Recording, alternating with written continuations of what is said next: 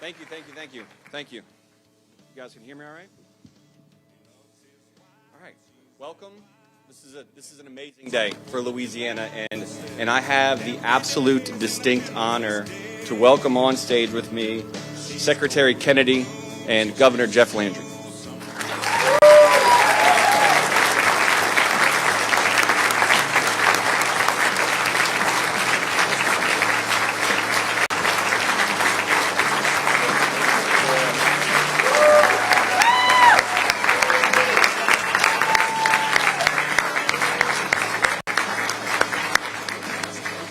Mr. Secretary, we just recently met backstage, but I am State Senator Patrick McMath.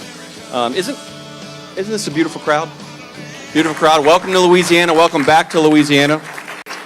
Very healthy crowd, very MAHA crowd. I bet some people in here grow their own vegetables and know how to bake their own bread, probably, Mr. Secretary. We're here today to celebrate a new chapter in Louisiana's health priorities and hopefully convince Governor Landry to sign Senate Bill 14. A game time decision. So I'm going to remind the governor what we did with Senate Bill 14. Yeah, please take your seats.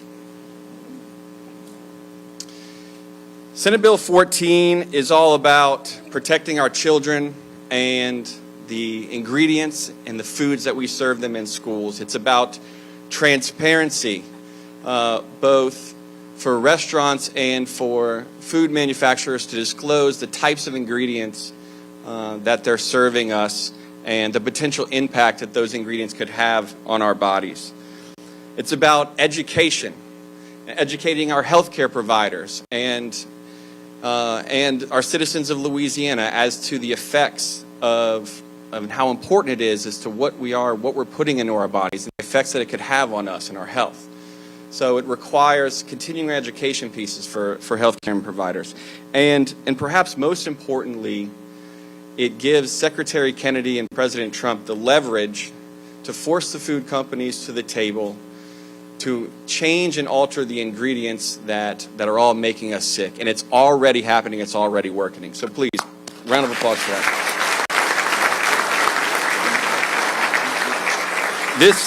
This is by far and away the most comprehensive MAHA bill in the country right now. I'm looking forward to capping this off and signing it. It's been an absolute joy to run this bill because it's personal to me, and there are a few reasons why I'm standing on this stage right now with Governor Landry and Secretary Kennedy. It's even hard to believe that's happening. And first and foremost, my wife Jane and our kids are up on stage. Thank you, Jane, and the kids for being my why. Thank you.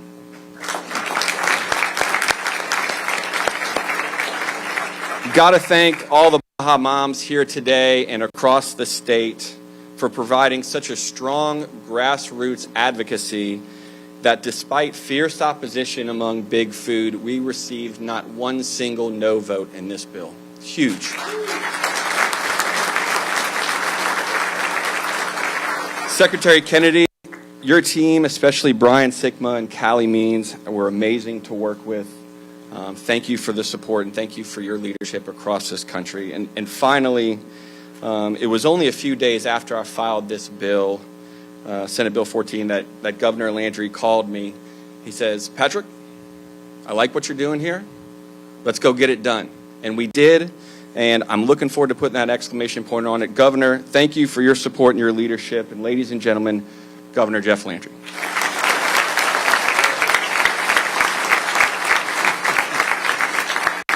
Good morning. How are we doing? You know, I just remembered how much trouble I got into over this bill. And so I just want to make sure all of you kids, your parents are fine with you being here, right? Any of y'all know the story? We had a big group of kids that came over to watch the legislature in action. Actually, about the time that the MAHA bill was on the Senate floor, I believe, and I took them outside, Secretary Kennedy, and they wanted to send a big message of thank you to you and the president. I got in so much trouble. So my wife said, don't ever do that again. So I you know, because she's here, I want to make sure y'all all good, right? Huh? All right. Just having a little fun.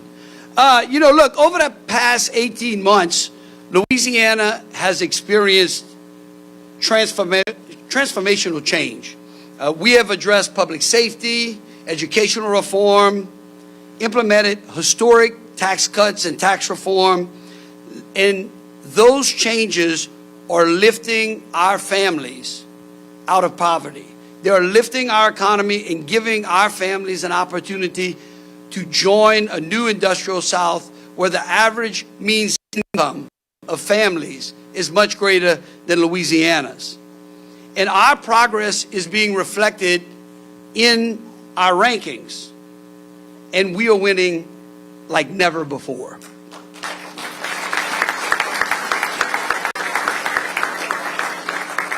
However, all of these wins are irrelevant if we don't have a healthy population.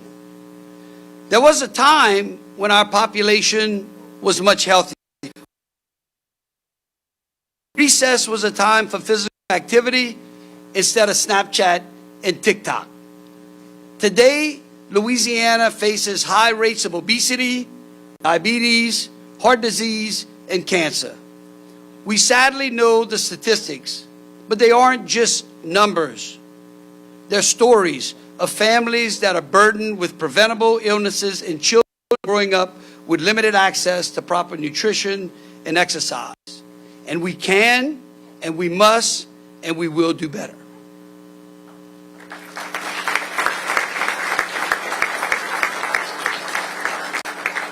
Our culture here in Louisiana provides us with a unique opportunity and an advantage.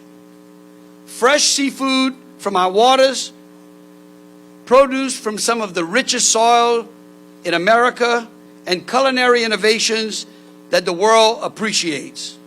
All healthy ways to enjoy food, right? Right, Bobby? Didn't we have some great Cajun food? He told me, he said, look, if I'm coming to Louisiana, I got to have some Cajun food. That's not a problem. Breakfast, lunch, dinner, we do it Cajun in all three. And here's something else. As the debate continues in Washington over Medicaid changes, we must remember that a healthy, independent population reduces reliance on Medicaid, freeing us from government dependence. Today marks the beginning of a healthy transformation for Louisiana.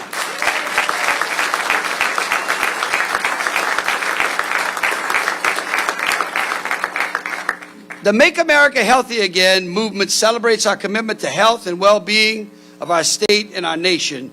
This initiative promotes a cultural shift towards healthier living, better nutrition, a brighter future for our children and our families. The MAHA movement emphasizes small, impactful actions, such as where's that baby at? Bring him up here. Oh, listen, don't you worry. Bring him close. He's probably hungry. We got some good healthy food. Don't you worry. Look, this initiative emphasizes choosing water over soda, walking more, and supporting local families by purchasing fresh produce. These steps create positive ripples throughout our communities, leading to a healthier and more vibrant Louisiana. We owe a gratitude to a number of people who are here today and represent a great movement. There was a Mama Bear movement, and doctors and medical providers who are here today representing just a few of those who stood up for us during the COVID pandemic. They pushed back against those restrictions that they knew would be harmful to our children. And I want to thank them. I think they deserve a round of applause.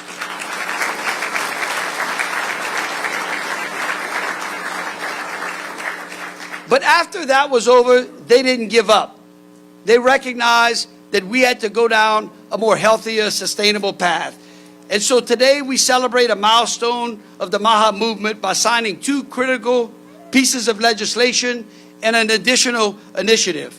First, I will sign with the Secretary and Senator Patrick McMath his MAHA bill, which enhances nutritional standards in our schools, bans harmful artificial dyes and additives, and encourages our schools and our governments to purchase from locally produced farmers and growers.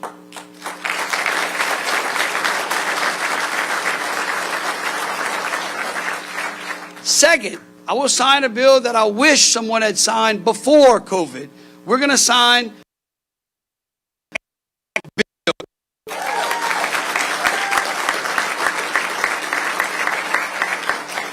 by Senator Facey.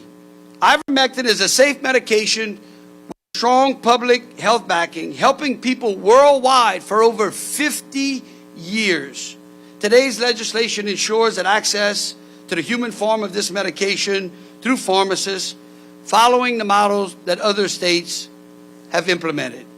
And then lastly, I will sign a letter to the Trump administration requesting a waiver to improve our food stamp program.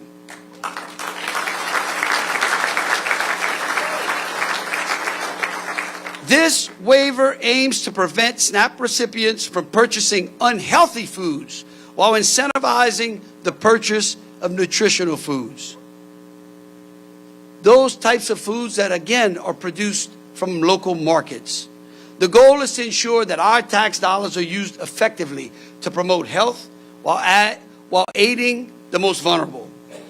But our work is far from complete. We must continue to challenge a system that has been prioritizing profit over health. The MAHA movement is about progress through better daily choices and inspiring others to do the same. Now, I would like to recognize and honor and bring to the podium Secretary Robert F. Kennedy, Jr.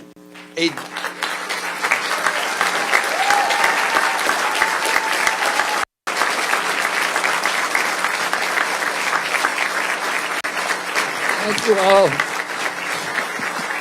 And thank you, Governor Landry. During the COVID pandemic, it felt very lonely for long periods of time because there was so much censorship then and so much suppression of information.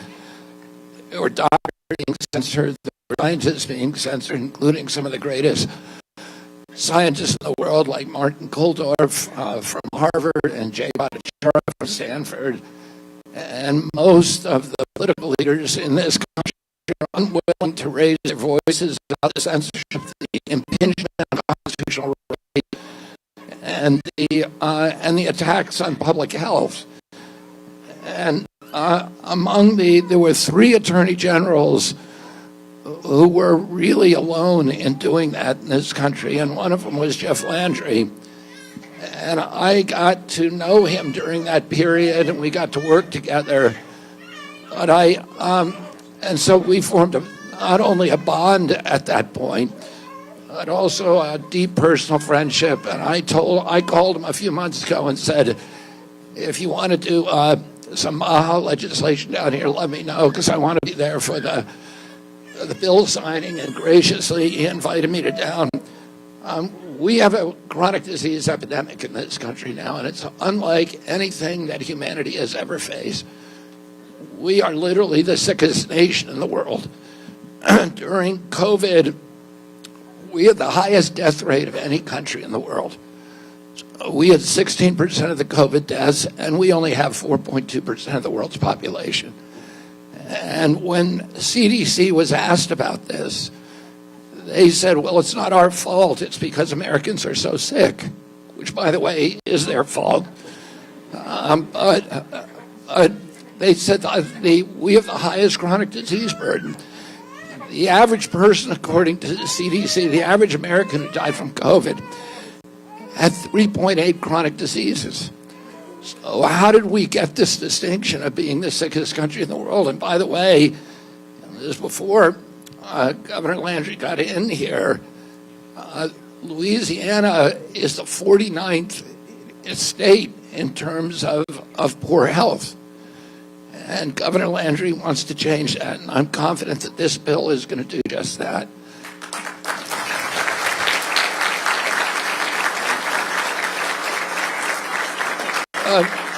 when Governor Landry and I talked a long time about my uncle and father this morning, and when my uncle was president, I was a 10-year-old boy. We had the healthiest children in the world. With about 3% of our children had chronic disease. Today, 60% do.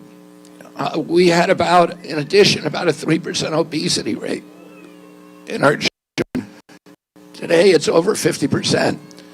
In Japan, where they don't allow processed food in their schools, the level of obesity is still 3%. China, 20 years ago, had zero diabetes. Today, 51% of their adult population is diabetic or pre-diabetic because 20,000 fast food joints sprout up in China, and they began importing U.S. processed food.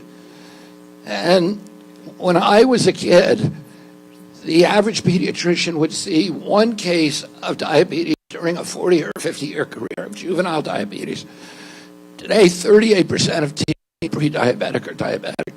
So 1 out of every 3 people who walk through his office door is now diabetic or pre-diabetic. The cost of this, of mitochondrial disorders, which is diabetes, is part of it is $1 trillion a year, so it's bigger than our military budget. And we are, and this is unsustainable. The cost of chronic disease, when my uncle was president, was zero. We spent zero treating chronic disease. Today we spend $1.7 trillion. And that rate is rising 2% faster than the U.S. economy is growing. So this is existential for us in so many ways. When I was a kid, in fact, in 1970, the scientists conducted the biggest epidemiological study in history of any country in the world. They looked at every child, 900,000 children in the state of Wisconsin, and they were specifically looking for autism. And they knew what autism looked like. And they did follow-up checks. It was an extraordinary study. They found 3 children. So it was the rate of autism at that point was 0.7 per 10,000. So less than 1 per 10,000. A month ago, we released the newest data, which show that 1 in every 31 American kids has autism. And it's actually probably a lot worse than that because we gather that data state by state, and some states have better collection systems. The best collection system is California, and they're showing 1 in 19 kids has autism, 1 in 12.5 boys. This is unsustainable. And the cost of autism alone, by 2030, according to a recent peer-reviewed study, is going to be $1 trillion a year. So we are, and then 75% of American kids can no longer qualify for military service. This is a national security crisis too. We have a fertility crisis that's caused by the same etiology. A teenage boy in America today has less of a sperm count than a 65-year-old man. He has half the sperm count, half the testosterone of a 65-year-old man. So what are we doing to our kids? Our children did not suddenly become gluttonous and indolent. We are mass poisoning them. And we're mass poisoning them mainly with processed foods. They're swimming around in a toxic soup today. Most of it, the worst offender, we know this, is coming from toxic foods. And when the good news is that you can cure most diabetes. People lose their diabetes diagnosis if they eat good food. And it not only affects our physical health, it also is affecting our mental health. I did a speech a little earlier this week at the Capitol to all the prison superintendents in the country. And so before I did that, I went and did a little research just on Google. And I immediately found 12 studies of prisons of what happens when you switch out the food that you get in prisons with whole foods, with good food. And the mental illness declines dramatically. There's a doctor up at Harvard called Poland, Dr. Poland, who is curing schizophrenia with changes in diet. These studies of prisons showed that there was an 85% drop in assaults after they switched out the processed foods. In juvenile detention facilities, there was a 75% drop in the use of restraints. There was a 38% drop in violence among all these prisons. There was, in one juvenile detention facility, there was a 100% drop in suicide. So getting good food to our state institutions, to our public schools, is absolutely critical. The poisoning is not just affecting their health. It's affecting everything. It's affecting the mental illness, the depression, the alienation, the suicide rate, the mental illness rates. And Governor Landry often talks about bringing the American dream to Louisiana. A healthy person has 1,000 dreams. A sick person only has one. And that's that they can live a day without pain, without this loss of energy, without having to take these expensive medications. And we can do that for our kids. And we have a moral obligation and a patriotic obligation to do that. And these steps today, this is the SNAP waiver that Governor Landry is now filing with my colleague, Brooke Rollins at USDA. It is the most sweeping. I've been signing SNAP waivers with governors all over the country. Yesterday, I was in Oklahoma with Governor Stitt signing one. And he's getting rid of candy and soda on SNAP waiver. And by the way, we're not in any state. If you want to drink a soda, you ought to be able to do that. And Americans should have a choice about whether to poison themselves or not. We're not trying to take that away from them. But the federal government should not, taxpayers should not be paying for you to do that, and then paying for the outcomes after you make yourself sick. Paying for treating the diabetes and the heart disease.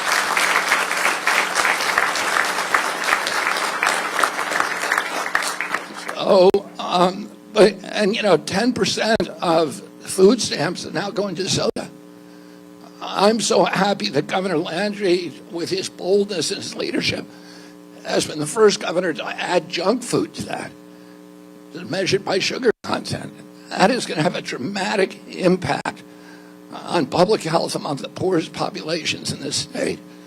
And we need to be bold. I want to congratulate all the legislators here on supporting this legislation. It is going to change Louisiana. 4 years from now, Louisiana is not going to be 49th anymore. And as Governor McMath, or Senator McMath said to you, this helps me do my job, because the food companies are coming in every day and saying, stop the states from doing this. We don't want to have a national product that has a patchwork of different states with different rules. We need national laws, and we're going to do it on our own. So this week you saw Kraft, the largest food company, remove food dyes. We've had Cargill pledge to do that. We've had Tyson's Food already remove them. And we're seeing this, Steak and Shake and all these other companies, Starbucks, which had just a few of seed oils in some of its, in one of its products, an egg bite, is removing those. So we're seeing the companies come to the table. And one of the reasons they're doing that, they can justify it to their shareholders. They want to do it. They've never been able to justify it to their shareholders. And now they can, because they don't want what you're doing here in Louisiana. So I want to thank you all for your support of this bill, for your support of Governor Landry.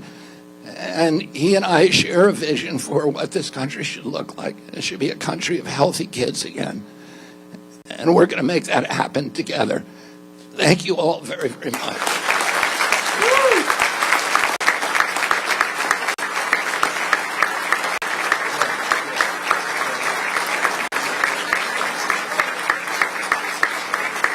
How about that, huh? Is that unbelievable? Mrs. Secretary, if you would come on my left, and Senator McMath, we're gonna sign these historic bills, and I want the people of Louisiana to know what a great friend Secretary Kennedy is to Louisiana.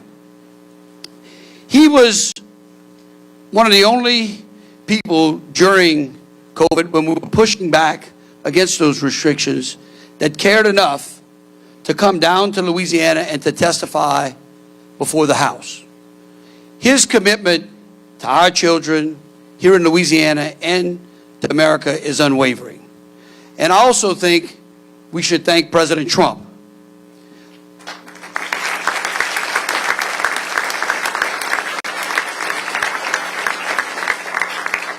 For having the vision and the courage to be able to appoint people just like Secretary Kennedy to these offices that are absolutely going to make a difference as we make America great again and healthy again.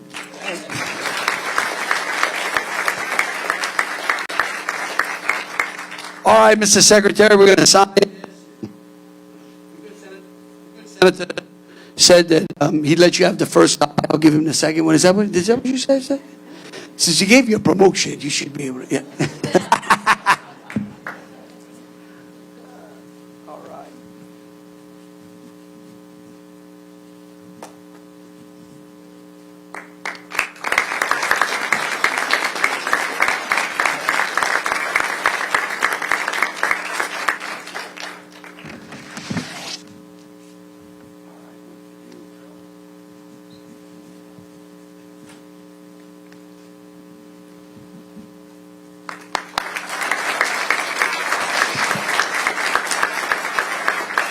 Senator Facey, come on, Senator Facey, come on up here with us as well.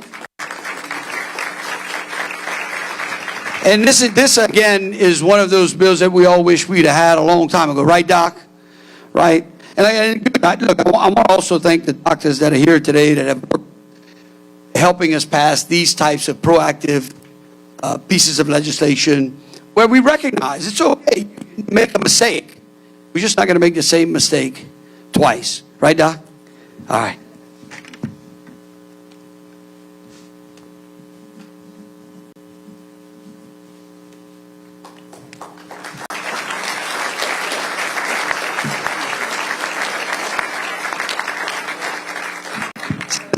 Thank you. And then lastly, this is going to be our request to Secretary Rollins and the Trump administration. Again, asking the federal government to grant us a waiver in our food stamp program so that we can ensure that those who need nutrition the most, who are the most vulnerable, will have access to nutritional food. I can tell you, Secretary Kennedy, I remember as a member of Congress debating, I got a better one? Debating the Farm Bill. And of course, they couple the food stamp program into the Farm Bill, which makes it real complicated. And I remember at the time, and I'll probably get this wrong, and the press will correct me, I know they will, but back in 2011 or 2012, I think we were spending like $350 million on soft drinks in the food stamp program. And what we're hoping to do is supplant that, is to move that amount and supplant good nutritional drinks and water and things that really hydrate our kids. So here we go.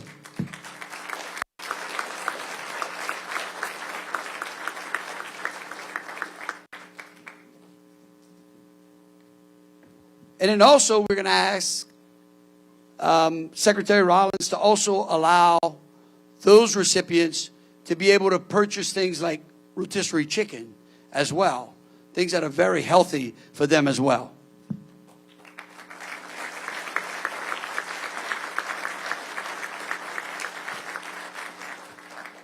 Again, thank you so very much, kids. Thank y'all so much. How about a big thank you to Secretary Kennedy, huh?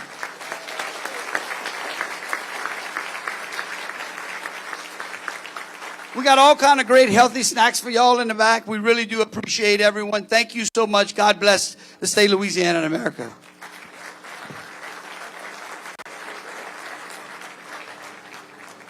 American girls and American guys, we'll always stand up and salute. We'll always recognize when we see old glory flying. There's a lot of men dead, so we can sleep in peace at night when we lay down our head. My daddy served in the army, where he lost his right eye, but he flew a flag out in our yard till the day that he died. He wanted my mother